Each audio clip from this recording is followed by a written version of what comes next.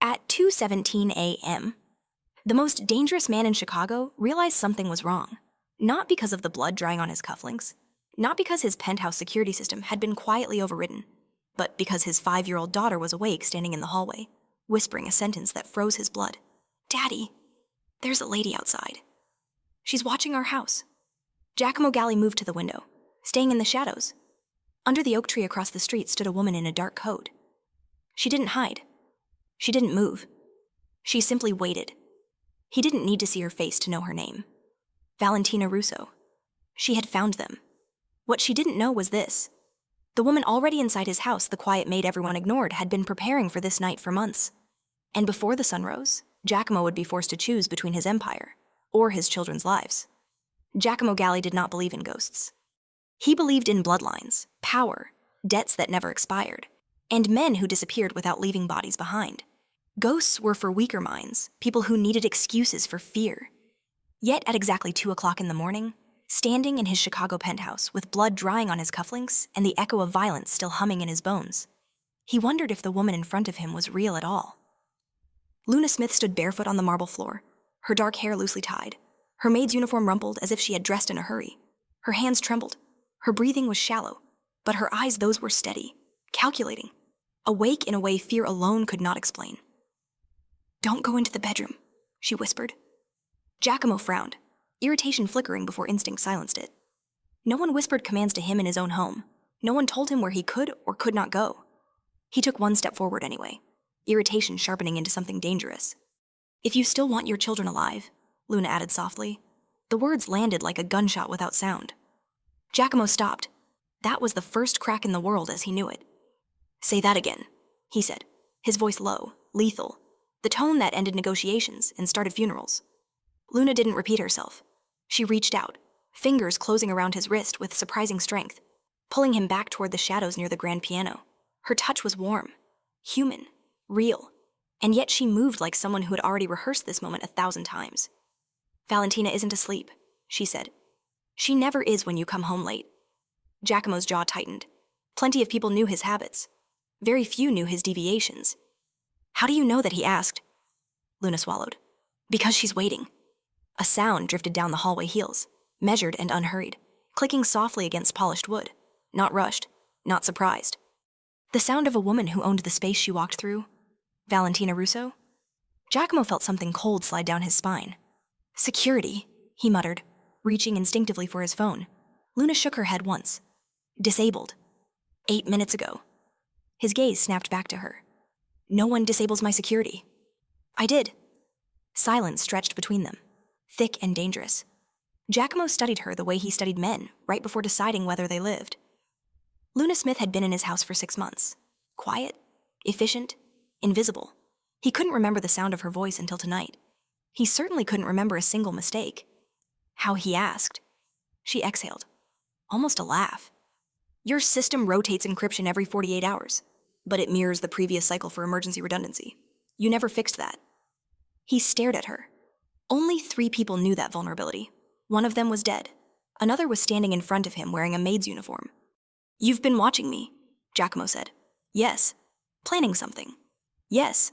Long enough to learn my children's schedules." Her eyes flickered. "Just once. Enough." "They're awake," she said. "Both of them." That shouldn't have been possible. Matteo and Arya slept through earthquakes, through raised voices, through the noise of a life built on violence.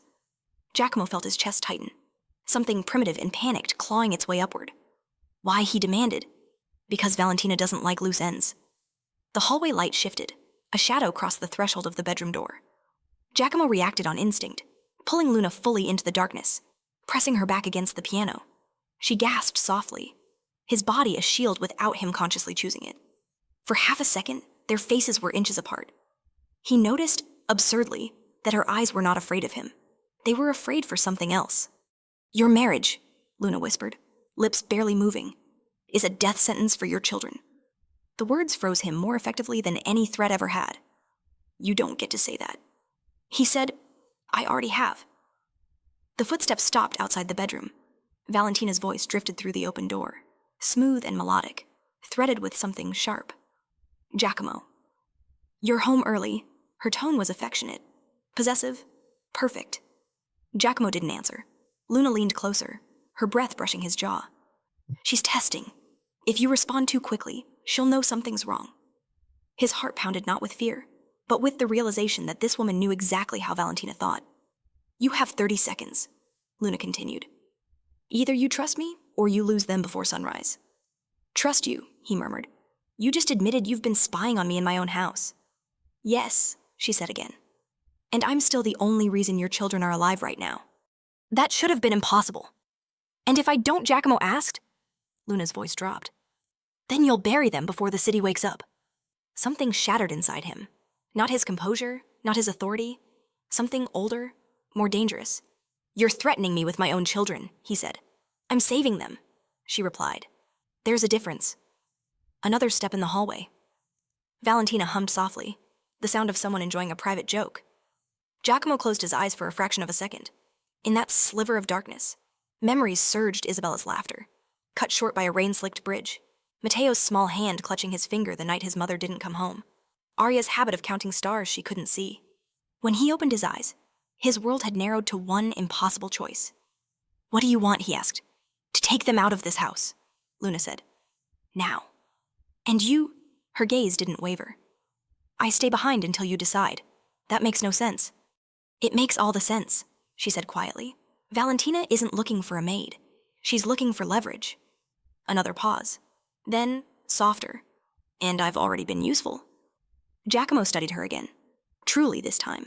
The woman who knew his security codes, his patterns, his wife's movements. The woman who trembled and yet stood her ground in front of him. You could run, he said. Disappear tonight. I could have months ago, Luna replied. I didn't. Why? For the first time, something vulnerable surfaced in her eyes. Because your children didn't deserve what was coming. The footsteps turned away, moving deeper into the penthouse. Valentina had lost interest for now. Giacomo exhaled slowly. In his entire life, power had been simple. Whoever held the most fear won. Tonight, fear was holding him. Take them, he said at last. Use the service elevator. The blueprints I already know, Luna said. Of course she did. As she turned to go, he caught her wrist again, not roughly this time. If you betray me, I won't, she said. But if you betray them, I'll kill you myself. She said it without heat, without drama, as a promise. Then she disappeared down the hallway, toward the rooms where his children slept. Giacomo remained in the shadows, the echo of her words settling into his bones. For the first time since he'd built his empire, he felt the ground shift beneath his feet. The most dangerous woman in his life was no longer his wife. She was the one who knew too much. If this story touched your heart, follow the channel to enjoy many more heart-stirring stories every week. The service elevator descended without a sound, carrying Luna and the children away from the penthouse and everything it represented. Giacomo watched the numbers drop from the shadowed hallway. His body coiled tight, senses stretched thin. He did not move until the elevator light blinked out. Only then did he allow himself to breathe. Valentina was still somewhere in the apartment. Giacomo adjusted his cufflinks, smoothed the bloodstain with practiced indifference, and stepped into the light. He became, once again, the man his wife expected to see calm, controlled, untouchable. When Valentina turned toward him from the bar, crystal glass in hand, her smile bloomed effortlessly, as if the night had unfolded exactly as planned. You didn't answer me, she said lightly. I thought perhaps you'd gone to check on the children. Giacomo met her gaze. They're asleep. Valentina studied him for a fraction too long. Then she laughed, low and intimate, and crossed the room to him. Her fingers brushed his arm, possessive and familiar. Good. Children should never be disturbed by adult business. Something in her tone made his stomach tighten. You're tense, she continued. Rough night. Productive, he replied. She leaned closer, inhaling. I like that about you. If she sensed anything amiss, she did not show it. Valentina never rushed. She planted seeds and waited for them to grow. Eventually, she excused herself, heels clicking down the hall toward the bedroom.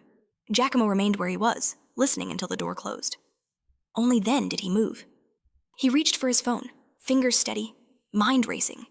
Luna had not told him where she was taking the children. That omission had been deliberate. The less he knew, the less he could give away. Still, the waiting gnawed at him. It was nearly dawn when his phone vibrated once in his pocket. A single message. No sender name. They're safe. 2 words. No explanation. No reassurance. And yet, something in Giacomo's chest loosened enough for him to stand straight again. Hours later, in a narrow townhouse miles away from the penthouse, Luna sat on the floor of a small, unfamiliar bedroom, Arya asleep against her shoulder. Matteo lay on the mattress nearby, eyes open, watching the ceiling as if afraid it might disappear. "You're not leaving, right?" he asked quietly. Luna brushed her fingers through his hair. "Not tonight." He nodded, absorbing that answer with a gravity far older than his years. "Mama Valentina gets angry when people leave." Luna's hand stilled for a moment. "I know. She doesn't like when Daddy chooses other things," Matteo added. "She says families should be obedient." Luna felt something twist inside her chest. She had seen cruelty before, worn many shapes. Valentina's was subtle, elegant, wrapped in silk and smiles. That kind left the deepest scars. "Does she hurt you?" Luna asked softly. Matteo hesitated, then shook his head. "Not where people can see." Arya shifted in her sleep, murmuring something unintelligible. Luna pulled her closer, jaw tightening. This was why she had stayed. Not for revenge. Not even for justice. For these small, fragile lives that had learned too early how to be quiet. By mid-morning, Giacomo arrived. He did not knock. He never knocked. But when the door opened and Luna found him standing there, stripped of his tailored jacket, eyes shadowed with something dangerously close to exhaustion, she felt a flicker of unease. He looked wrong without his armor. "They asked for you," she said, stepping aside. Giacomo hesitated only a moment before entering. The townhouse was modest, anonymous, smelling faintly of dust and old wood. He crouched in front of the mattress where his children slept, careful, reverent. When Arya stirred, her eyes fluttered open and immediately filled with relief. "Daddy," she whispered, reaching for him. Giacomo gathered her into his arms, pressing his face briefly into her hair. Matteo watched from the bed, studying his father with an intensity that made Luna's throat tighten. "You came," the boy said. "I always come," Giacomo replied. It was a lie he had told himself for years. Today, it sounded like a vow. Later, when the children were distracted with breakfast, Luna had improvised from whatever she could find. Giacomo stood with her in the narrow kitchen. Sunlight filtered through the grimy window, painting her face in soft gold. For the first time, he saw her not as a threat or a tool, but as a woman who had stepped into fire without flinching. "You could have taken them and disappeared," he said. "You didn't." Luna met his gaze. "Neither did you." A beat of silence stretched between them. "You said my marriage was a death sentence," Giacomo continued. "Explain." Luna exhaled slowly. "Valentina doesn't want you. She wants what you control. Territory, influence, legacy. The children are leverage. If she can shape them or remove them, she owns everything." Giacomo's expression hardened. "You have proof." "Yes. And you waited until now." "I waited until I was sure," she said. "And until I cared enough to stop pretending this was just revenge." The word hung between them. "You came into my house to destroy me," Giacomo said quietly. "Yes. And now I'm here to protect your children," Luna replied. "Even from you, if necessary." Something shifted in his eyes then. Not anger, recognition. In the other room, Arya laughed, a small, bright sound that felt almost out of place after the night they'd survived. Giacomo turned toward it, then back to Luna. "Valentina will come for them," he said. "I know." And when she does, Luna did not look away. Then we stopped running. For the first time since the elevator doors had closed, Giacomo allowed himself to believe that this woman, this impossible, dangerous woman, might be the only ally he had left, and that trusting her might cost him everything he was, or save everything that mattered. The townhouse settled into a fragile rhythm over the next 2 days, the kind that only existed when danger paused to catch its breath. Giacomo did not sleep. He sat at the small kitchen table long after the children had gone to bed, listening to the sounds of the unfamiliar neighborhood, cataloging every passing car, every distant siren. Power had once insulated him from fear. Now fear sharpened him. Luna watched him from the doorway, noting the way his shoulders never fully relaxed, the way his eyes tracked shadows even while he spoke. This was not a man pretending to be strong. This was a man learning how little strength meant when everything he loved could be taken in a single night. "You're thinking about her," Luna said quietly. Giacomo didn't look up. "I'm thinking about the things I ignored." Luna crossed the room and set a thin folder on the table between them. The paper inside was worn, the edges softened by repeated handling. Giacomo recognized the handwriting on the first page before he read the words. Isabella. His fingers tightened. Where did you get this?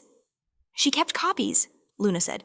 Emails, notes, questions she never asked out loud. Giacomo opened the folder. Dates leapt out at him. Conversations about shipping routes that had nothing to do with charity. Meetings Valentina claimed never happened. Names connected to the Russo family appearing again and again in places they should not have been. Isabella was afraid. Luna continued. Not of you, of what you were tied to. Giacomo closed his eyes briefly. He remembered the last weeks of his first marriage now, with painful clarity, Isabella's distracted smiles. The way she flinched at sudden noises. How she insisted on checking the children's car seats herself. He had dismissed it as grief, exhaustion, hormones. He had been wrong. She asked me once, Luna said, what would happen if something happened to her? Giacomo's voice was barely audible. What did you say, that you would protect the children with your life? Silence settled between them, heavy and unkind. The night she died, Luna went on. Valentina was in the city, not for a gala, for a meeting with Marco Santini. Giacomo looked up sharply. You're certain? I saw the reservation. Luna replied. Private room, no phones, 2 hours, Marco, his brother in everything but blood. The man who had stood beside him through wars and funerals alike. Giacomo felt something cold twist deep in his chest. You're saying Isabella discovered something, he said, and Valentina removed her? Yes, and married me 6 months later. Calculation, Luna said softly. Not fate. The word echoed in his mind, slotting into place with horrifying ease. Giacomo had always believed he was the architect of his own life. The truth was far uglier. In the other room, Arya whimpered in her sleep. Giacomo rose instantly, moving with quiet precision. Luna followed, watching as he knelt beside his daughter, smoothing her hair until her breathing evened. Matteo stirred as well, eyes opening, sharp and aware. Is Mama Valentina coming? The boy asked. Giacomo froze. Luna answered gently. No, you're safe here. Matteo considered this, then nodded. Mama Luna stays when it's dark, he said. That's how I know. Giacomo looked at Luna then, really looked at her. He saw the exhaustion she hid beneath control, the tension coiled beneath her calm. He understood, suddenly, that she had not simply observed his family from the edges. She had stepped into the role he had been too distracted to fill. Later, when the children slept again, Giacomo and Luna returned to the kitchen. The air between them had changed. Something intimate, unspoken, hovered in the silence. You plan to destroy me, Giacomo said quietly. Yes. And then I met your children, Luna replied, and realized revenge has a cost I wasn't willing to pay. Giacomo studied her face, searching for deception. He found none. What unsettled him most was how much he wanted to believe her. Valentina won't stop, he said. Not now. I know, Luna said. She's too invested. What happens when she finds us? Luna hesitated, then reached into her bag and pulled out a photograph. It showed Valentina stepping out of a black car, expression composed, eyes cold. The date stamp glared from the corner. She's already looking, Luna said. Not for you, for the children. Giacomo's breath caught. How long days? Luna replied. Maybe less. A hard truth settled between them. Running had bought time. It had not bought safety. Giacomo straightened. Then we stopped pretending. Luna raised an eyebrow. You have a plan I have resources, he said, and enemies who believe I'm still playing the same game. And you're not, she asked. Giacomo shook his head. Not anymore. For the first time since she had met him, Luna saw something vulnerable surface beneath the armor, a man stripped of illusions, forced to choose between the empire he had built and the family he was only now learning how to protect. She reached out, stopping herself inches from his hand. The moment stretched, charged with something neither of them dared name. You don't have to trust me, Luna said, but you do have to decide who you're willing to lose. Giacomo met her gaze. I've already lost too much. Outside, a car passed slowly down the street, headlights cutting through the dark. Luna watched it disappear, tension winding tight again. The pause was ending. The storm was moving closer. And somewhere beyond the thin walls of the townhouse, Valentina Russo was putting the final pieces into place, certain that when this game ended, she would be the one left standing. She was wrong. She had underestimated the one thing no one ever saw coming, the woman who knew too much, and the man who had finally learned what mattered. The call came just after midnight, vibrating once against the kitchen table before falling silent. Giacomo did not reach for the phone immediately. He watched it as if it might detonate, as if answering too quickly would confirm what his instincts had already begun to scream. Luna felt it too. The air had shifted, growing tight and brittle, the way it did before glass shattered. "Who is it?" she asked. Giacomo finally picked up the phone and glanced at the screen. His expression did not change, but something behind his eyes hardened into stone. Marco. The name landed between them like a loaded weapon. He answered without greeting. "You're late." Marco Santini's voice came through smooth, familiar, threaded with concern so convincing it might have fooled anyone else. "I heard you left the penthouse in a hurry. Valentina's worried." Giacomo glanced at Luna, who shook her head once, subtly. "Do not trust the tone. Trust the timing. She worries too much." Giacomo replied evenly. A pause. Then Marco spoke again, slower now. "She worries because she cares. About you. About the children." Giacomo closed his eyes for a fraction of a second. There it was. Confirmation wrapped in comfort. "Where are you?" Marco asked. "Safe," Giacomo said. "That's not an answer. It's the only one you're getting." The line went quiet. When Marco spoke again, the warmth had vanished. "You're making a mistake." Giacomo smiled without humor. "I already made it. I married her." The call ended. Luna exhaled sharply. "He knows." "Yes," Giacomo said. "And he wants me to panic." "He won't wait long," she added. "Neither will she." As if summoned by the thought. A low hum drifted through the townhouse, an unfamiliar sound, distant but deliberate.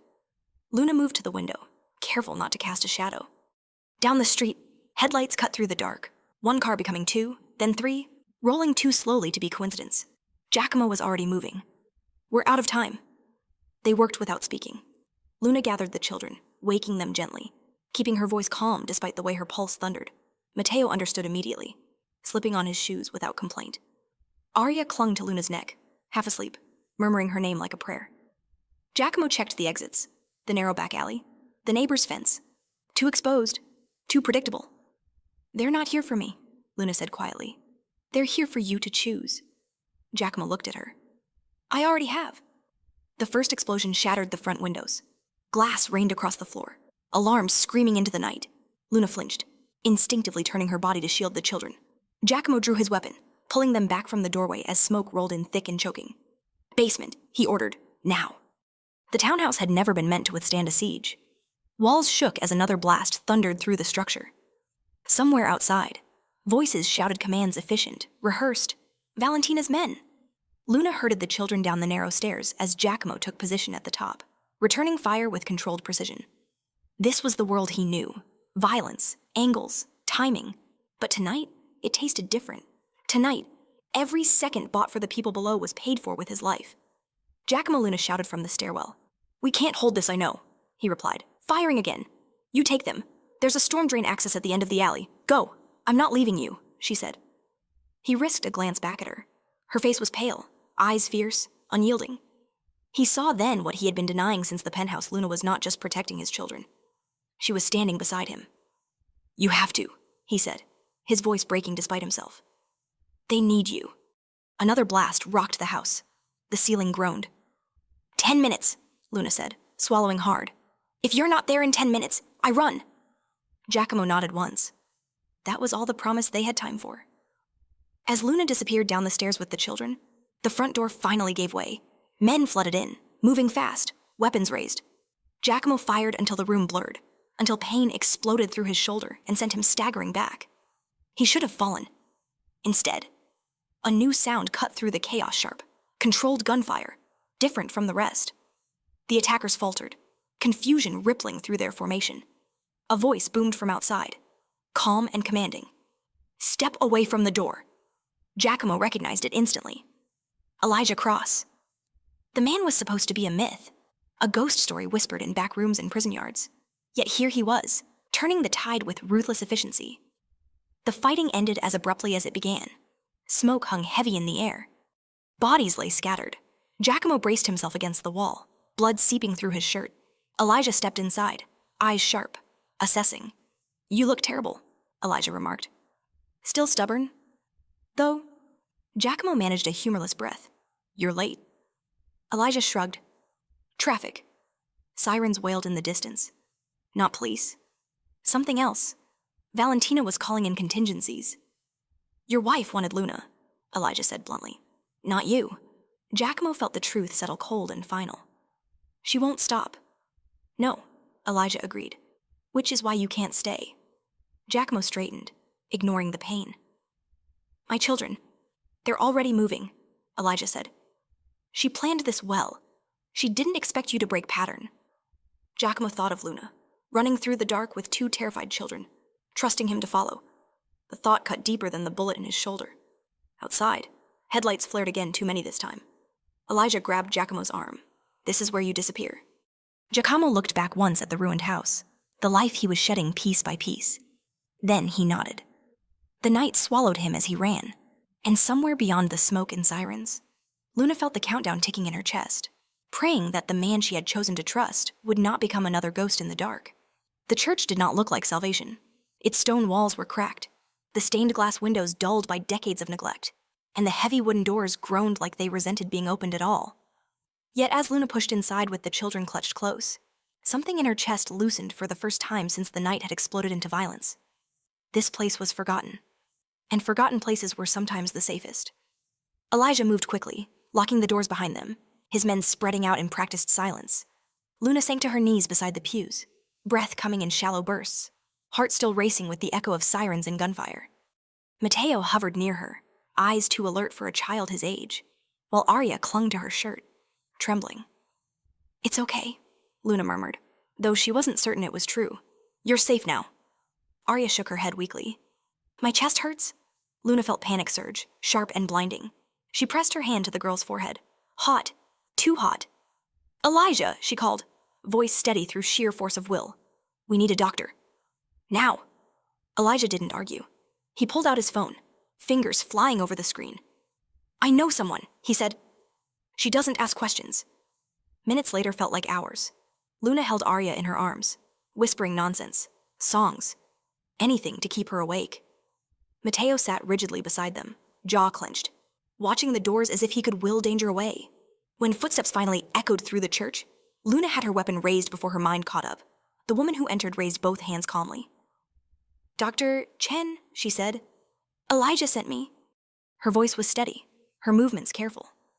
Luna watched every step as the doctor knelt beside Arya, checking her pulse, her temperature, her breathing. She's burning up, Luna said. Yes, Dr. Chen replied gently. Stress fever. Her body has been running on adrenaline too long.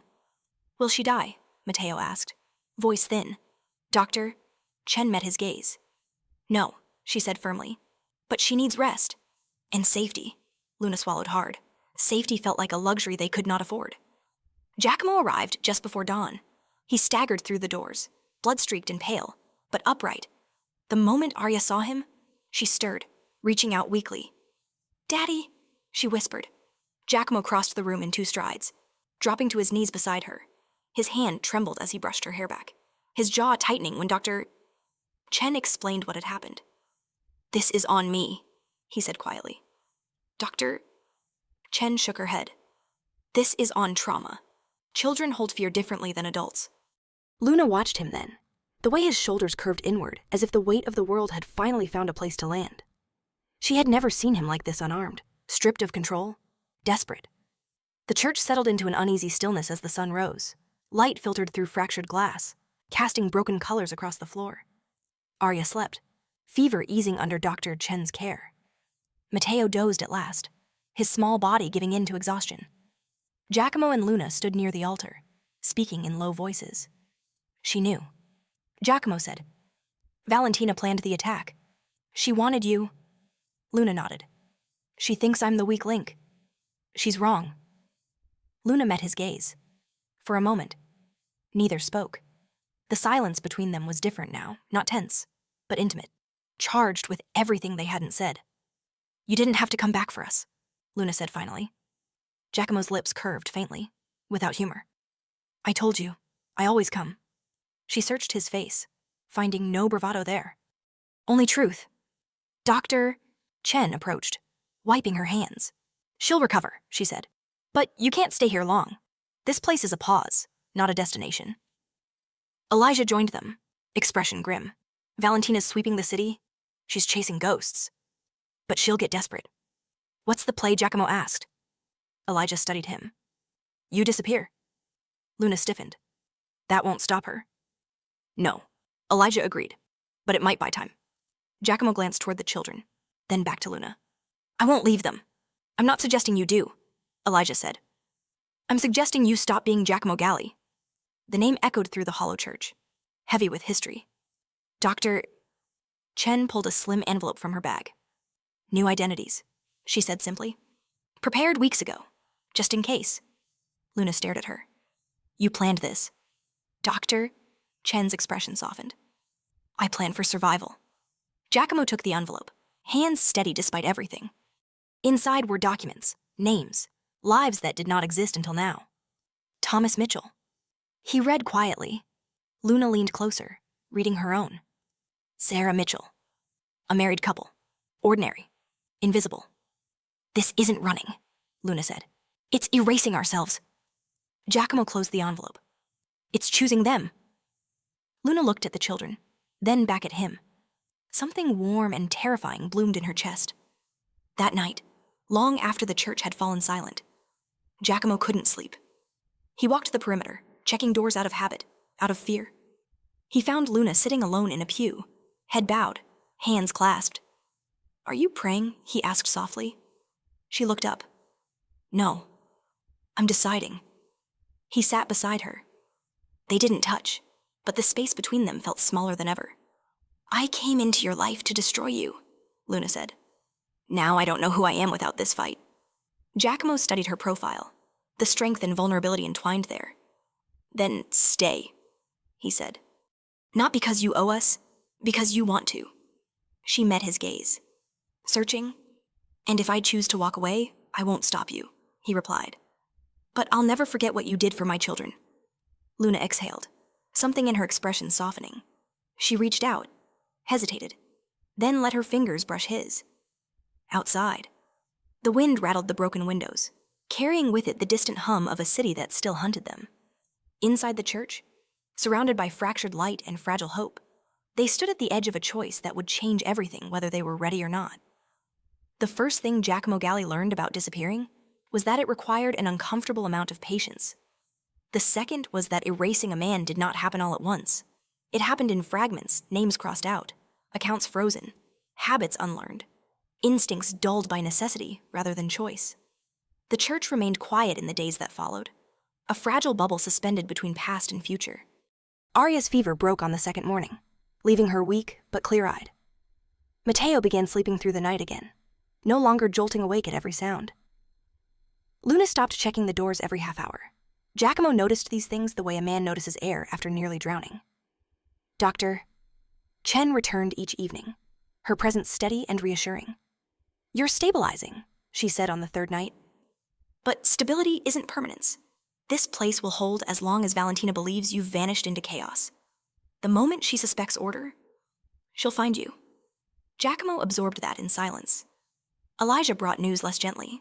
She's burning money in men, pulling strings in places she never used before. Desperation doesn't make her sloppy. It makes her unpredictable. And Marco Giacomo asked. Elijah's mouth tightened. Still loyal. Just not to you. The confirmation should have hurt more than it did. Giacomo had already mourned that loss. What remained was the cold clarity of understanding.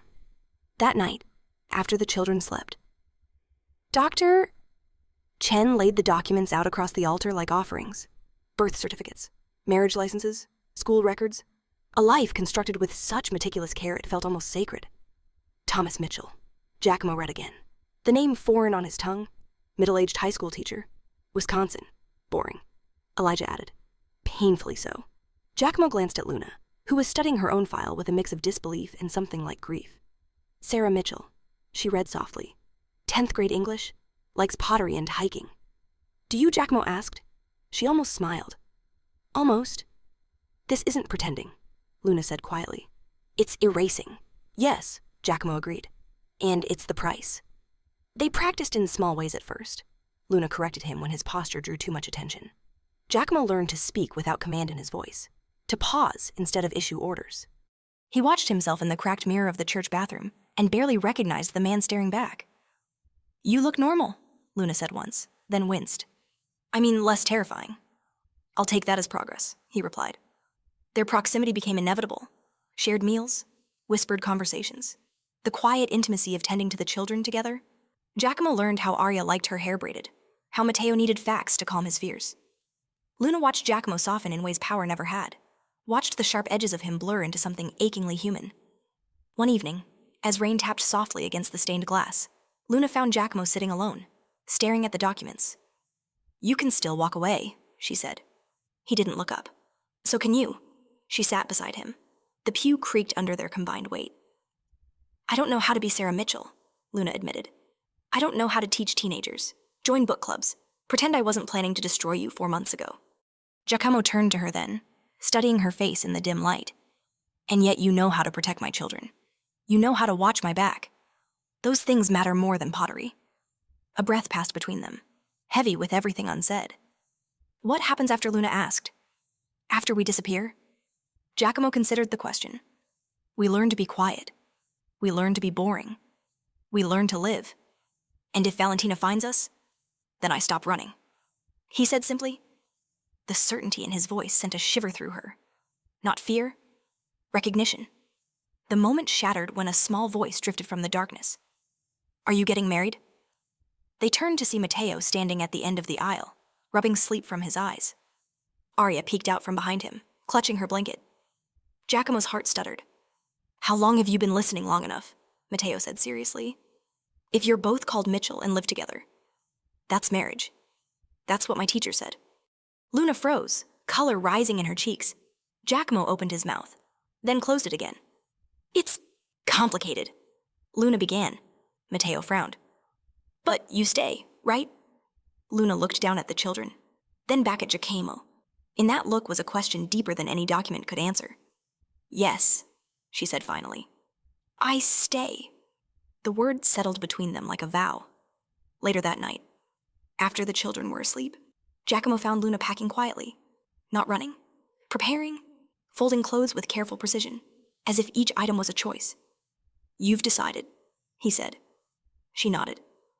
"I won't disappear alone. Not anymore." He stepped closer, close enough to feel her warmth, close enough that the air shifted. For a moment, neither moved. "This life won't be easy," Giacomo said. "You'll be giving up your name, your past." Luna met his gaze. "I already did." He reached out then, taking her hand in his. The contact was gentle, deliberate. No desperation, no fear. Just two people standing at the edge of something irreversible. Outside. Thunder rolled, distant but ominous. Somewhere in the city, Valentina Russo was adjusting her plans, chasing echoes, convinced that Giacomo Galli was still the man she could corner.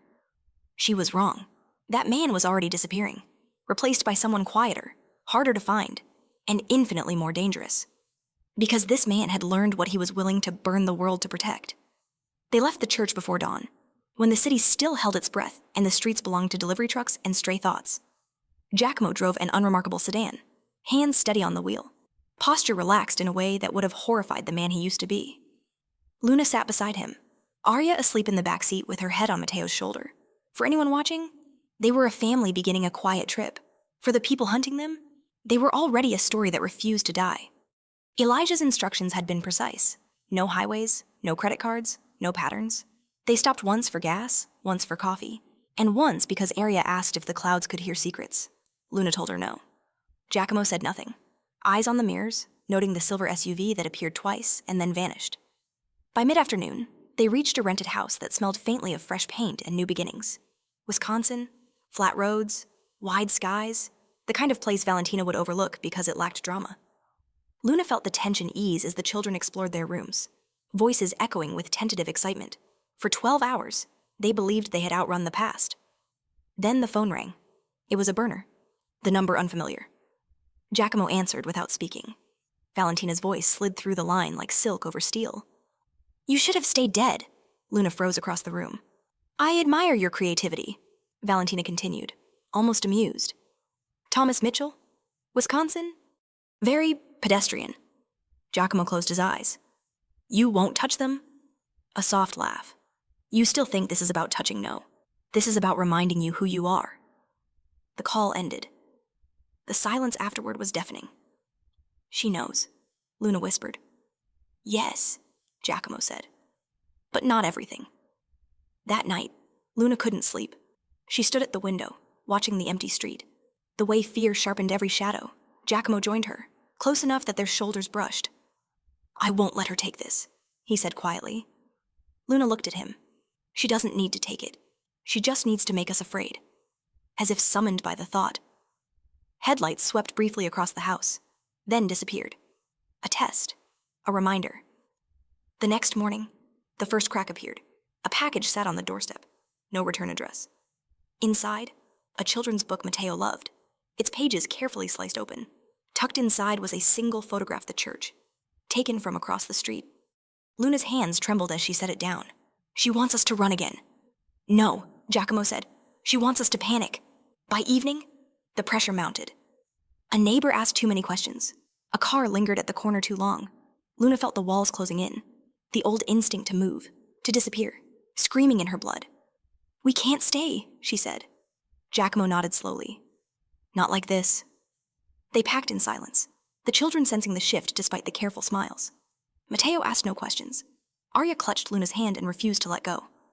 They left after midnight, taking back roads, doubling back once, then again. Giacomo drove until his shoulders ached, until the sky lightened with false dawn.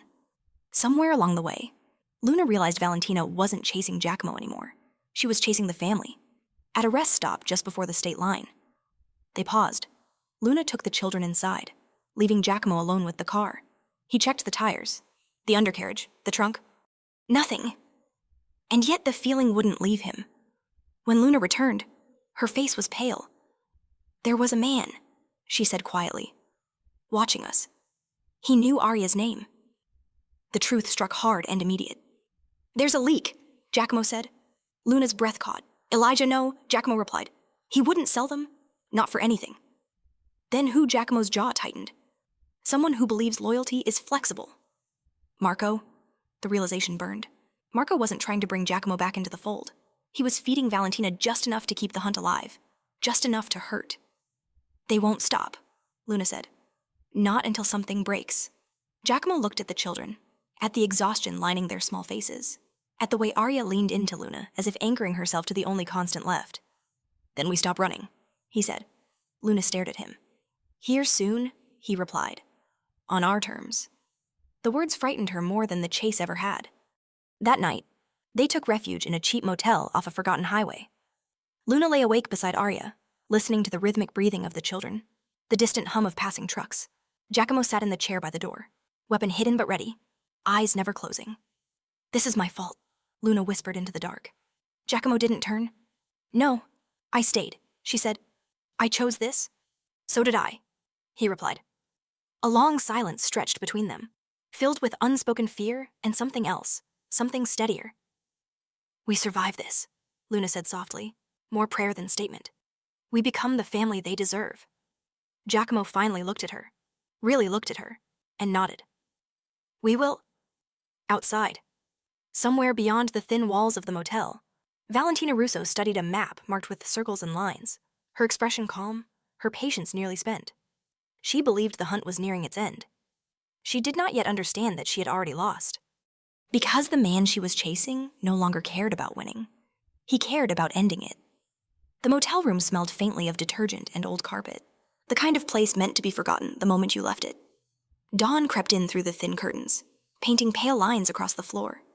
Luna lay awake long before the light arrived, listening to the steady breathing of the children, memorizing the sound as if it might be taken from her without warning. Giacomo had not slept. He sat by the window, posture still, eyes sharp, watching the empty road outside as though it might suddenly speak. "They'll find us again," Luna said quietly. He didn't turn. "Yes." The simplicity of the answer made her chest tighten. She sat up slowly, careful not to wake Arya, and wrapped the blanket around her shoulders. "Then say it," she urged. "Say what comes next." Giacomo finally faced her. In the weak morning light, the lines on his face looked deeper, carved by choices rather than years.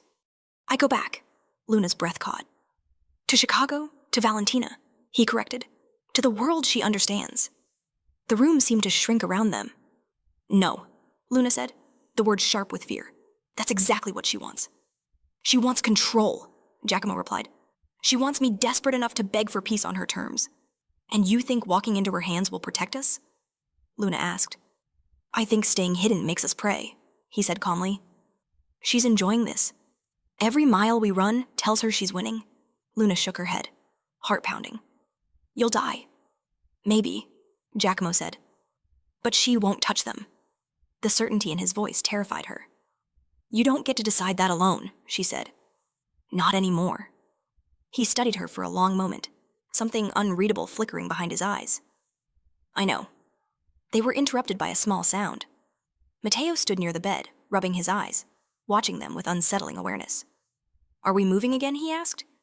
Luna crossed the room immediately, kneeling in front of him. Not yet, she said softly. Matteo glanced at Giacomo. You're thinking about leaving. Giacomo crouched beside him. I'm thinking about keeping you safe. Matteo considered this, then shook his head. Safe isn't when you're gone. The words landed with quiet force.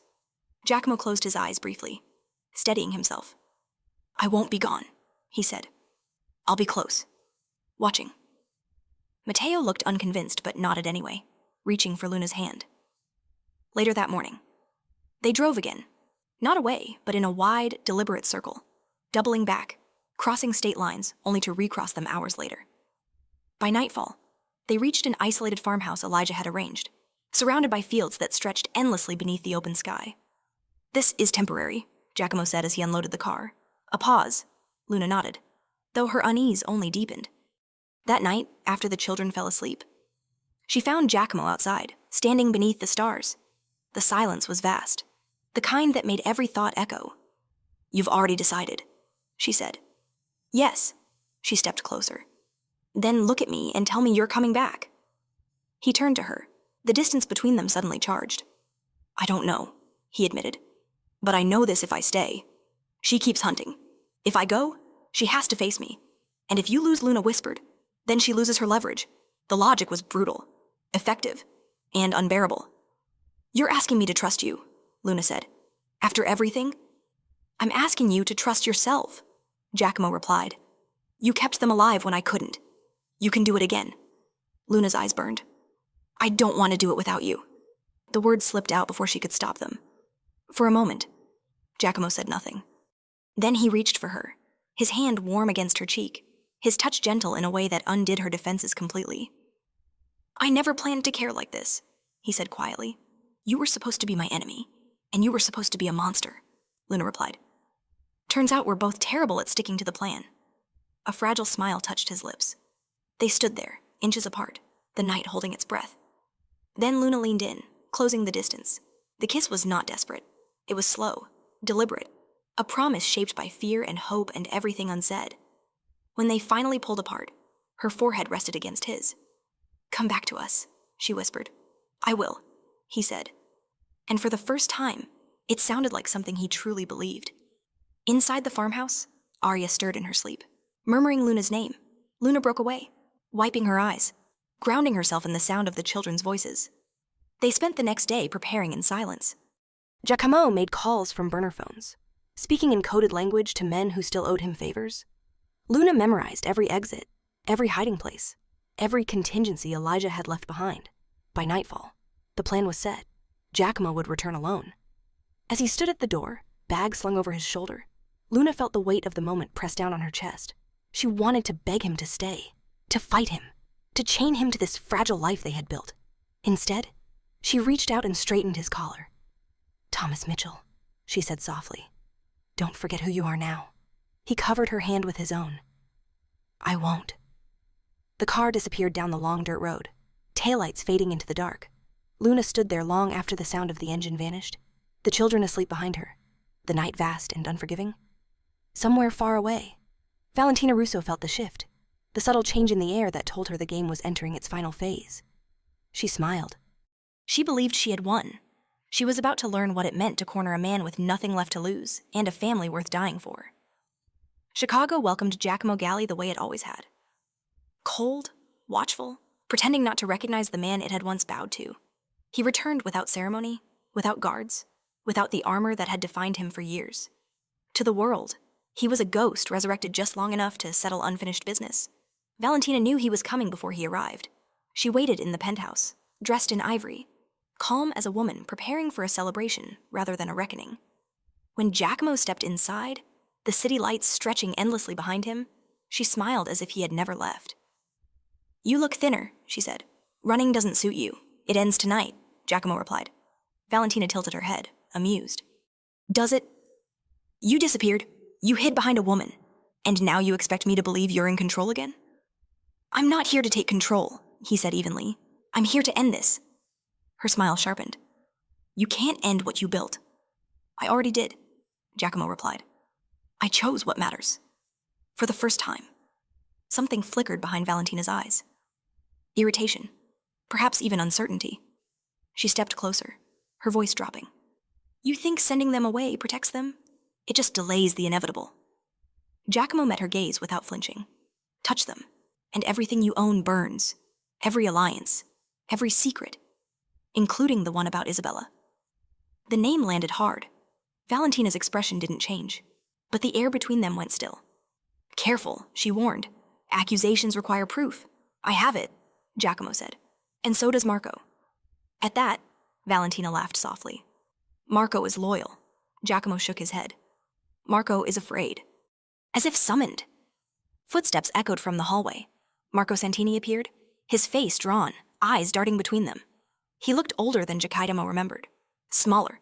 You shouldn't be here," Marco said to Giacomo. "No," Giacomo replied. "You shouldn't have sold my children's names." Marco's silence was confirmation enough. Valentina sighed. "Men," she murmured.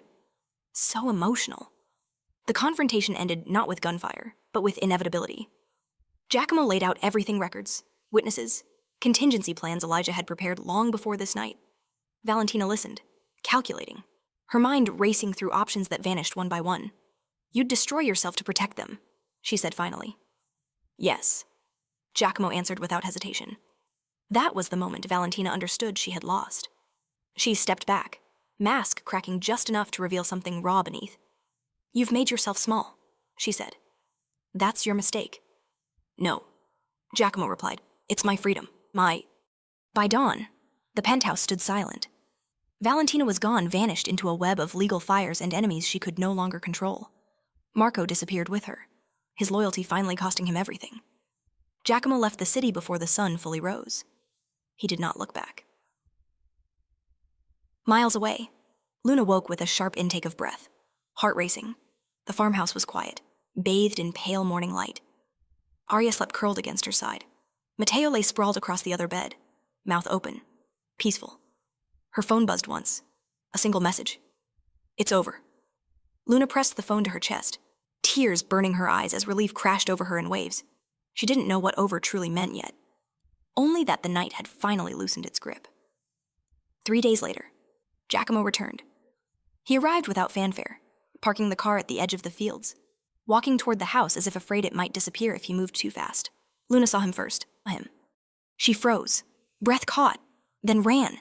He barely had time to drop his bag before she collided with him, arms wrapping tight around his neck. He held her just as fiercely, burying his face in her hair, grounding himself in the reality of her warmth. "You're back," she whispered. "I told you I would," he said, voice rough. The children burst out moments later. Arya reached him first, laughing through tears. Matteo followed more cautiously, then threw his arms around Giacomo's waist with quiet determination. "You stayed alive," the boy said. Giacomo knelt, pulling them both close. "I promised." That night, they sat together on the porch, watching the sky darken into something gentle instead of threatening. No one spoke of Chicago. No one spoke of Valentina. Those ghosts had been laid to rest. Luna leaned against Giacomo's shoulder, exhaustion finally catching up to her. "What happens now?" she asked. He looked at the children, at the quiet land stretching endlessly before them. "Now," he said, "we live." The word felt fragile, dangerous, beautiful. Somewhere deep inside, Luna knew the hardest part was over. The fight had been won not with power or blood, but with choice. And as the stars emerged one by one, the future no longer felt like something to run from. It felt like something they might finally be allowed to reach for. The first thing Giacomo noticed about their new life was how quiet it was. Not the tense silence of hiding or the brittle calm before violence, but a living quiet one that breathed, shifted, and made room for laughter. The farmhouse no longer felt temporary. The floors creaked with familiarity. The air smelled of sun-warmed grass and coffee brewed too strong because Luna still hadn't learned to measure. They did not speak of Chicago, not at first, not because it frightened them, but because it no longer owned them. The past existed, acknowledged but distant, like a storm that had already passed beyond the horizon. Weeks turned into months. Mateo started school under his new name, solemn on the first day, his backpack nearly too big for him. He came home with stories about a science project and a teacher who spoke too fast. Arya learned to ride a bicycle, wobbling down the dirt path while Luna ran beside her, laughing breathlessly. Giacomo watched from the porch, hands shoved into his pockets, heart full in a way no victory had ever given him. At night, when the children slept, the house softened into something intimate. Luna and Giacomo shared quiet conversations over chipped mugs, the glow of a single lamp casting long shadows across the walls. Sometimes they spoke of small things, weather, books, the garden Elijah insisted they plant. Other nights, words felt unnecessary. The closeness between them had grown into something steady, unafraid. "You're different," Luna said one evening, studying him over the rim of her cup. Giacomo smiled faintly. "So are you." She nodded. "I don't wake up angry anymore." He reached across the table, covering her hand with his. "Neither do I." Spring arrived gently, green and patient. With it came the realization they had both been avoiding. They were no longer pretending to be a family. They were one.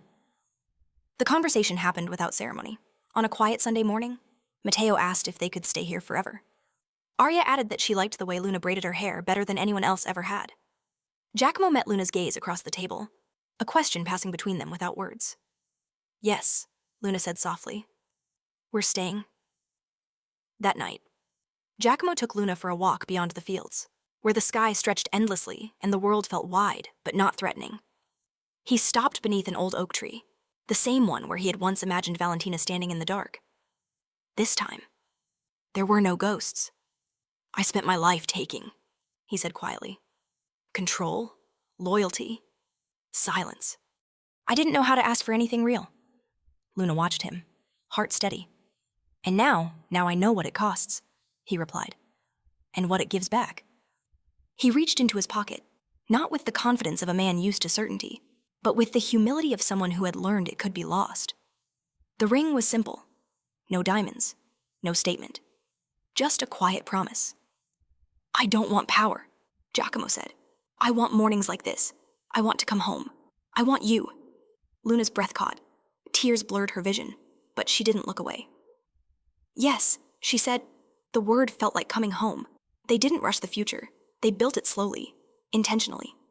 Luna kept teaching, discovering she loved the way words could change young minds. Giacomo took on consulting work that required no violence, no threats. Just strategy, just thought. He was good at it in a different way now, less ruthless, more precise. The children thrived. On a warm summer afternoon, they stood together in the backyard, a small gathering of people who had helped them survive. Elijah watched from a distance. Respectful as always, Dr. Chen smiled knowingly. There was no grandeur, no spectacle. Only vows spoken plainly, hands held tightly, and a shared understanding that happiness was not loud. When Luna said Giacomo's name, it was not a weapon or a warning. It was an anchor. When Giacomo said hers, it was not a promise of protection alone, but of partnership. That night, after the guests had gone and the stars had reclaimed the sky, Luna lay beside him, head resting on his chest, listening to his heartbeat. It was steady, present. "Do you ever miss it?" she asked. The power, Giacomo thought for a moment. "No," he said. "I miss who I thought I had to be." She smiled, tracing slow circles against his skin. "I'm glad you're not him anymore." "So am I," he replied. Years later, Mateo would remember this place as the beginning. Arya would remember the sound of laughter drifting through open windows, and Giacomo would remember the moment he chose love over legacy, not because it was easy, but because it was finally enough. And in the quiet that followed, in a life no longer shaped by fear or pursuit, they learned a truth none of them had known before happily ever after was not the absence of darkness. It was the courage to choose light together,